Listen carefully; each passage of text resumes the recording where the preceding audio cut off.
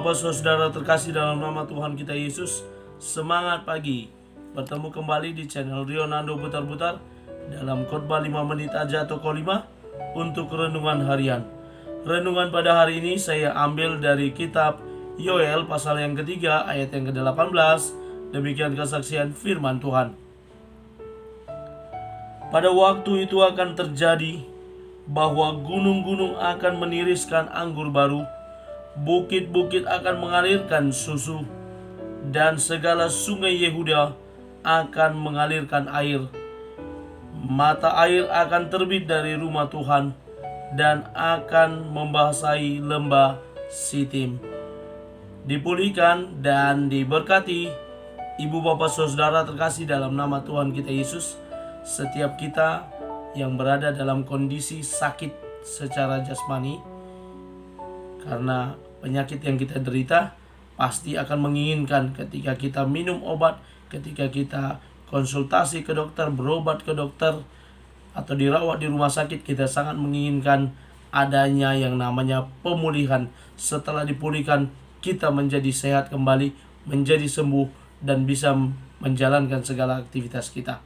Kondisi sakit akan membuat kita tidak bisa berbuat apa-apa dan akan terbaring di kamar atau di tempat tidur, sehingga kita tidak mampu untuk melakukan aktivitas.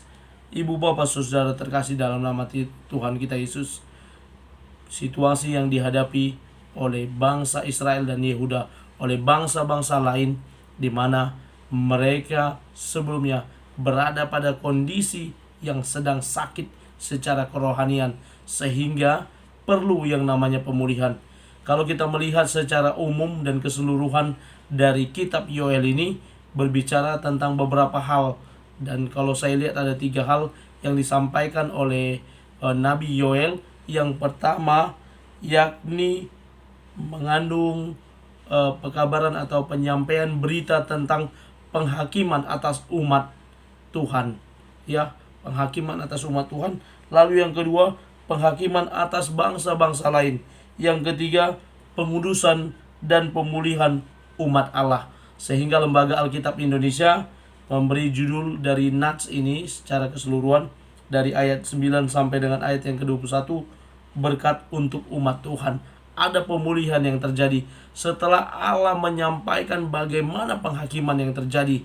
Kalau kita lihat secara keseluruhan di bagian-bagian awal atau pasal awal dari kitab Yoel ini, bagaimana telah terjadi bencana, telah terjadi hama yang besar-besaran melalui belalang, ya, yang melanda daerah mereka, yang melanda bangsa mereka, sehingga mereka kehilangan harta benda, sehingga mereka kehilangan apa yang mereka miliki sebelumnya, dan mereka perlu dipulihkan. Dan nats ini merupakan bagian yang menguatkan bangsa itu bahwa akan tiba waktunya, akan terjadi, yakni gunung-gunung akan meniriskan anggur. Bagaimana gunung-gunung akan meniriskan anggur? Bukit-bukit akan menghasilkan susu, dan segala sungai Yehuda akan mengalirkan air. Sungai-sungai yang dulunya kering, di mana mereka susah mencari anggur, mencari susu, mencari air yang merupakan kehidupan bagi mereka, yang merupakan kebutuhan esensial bagi manusia.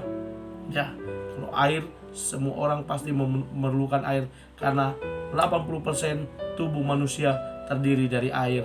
Anggur bagian dari minuman tradisi Timur Tengah pada saat itu.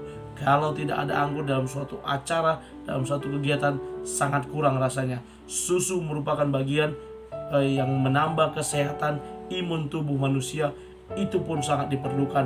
Dan pada saat itu semuanya tidak ada, dan pemulihan terjadi, itu diberikan kepada bangsa itu. Kemudian bahkan dikatakan mata air akan terbit dari rumah Tuhan. Dulunya rumah Tuhan yang tidak lagi ada kering atas pelayanan dan kegiatan kerohanian, pertumbuhan iman, sekarang akan terbit mata air, muncul mata air dari rumah Tuhan dan akan membasahi lembah Sitim. Ibu bapak saudara terkasih, Kiranya nats firman Tuhan ini boleh mengingatkan kita, boleh memulihkan kita, dan percayalah setelah kita dipulihkan, kita akan diberkati oleh Tuhan. Selamat menyambut berkat Tuhan dalam hidup kita hari ini. Selamat beraktivitas. Tuhan Yesus memberkati. Shalom.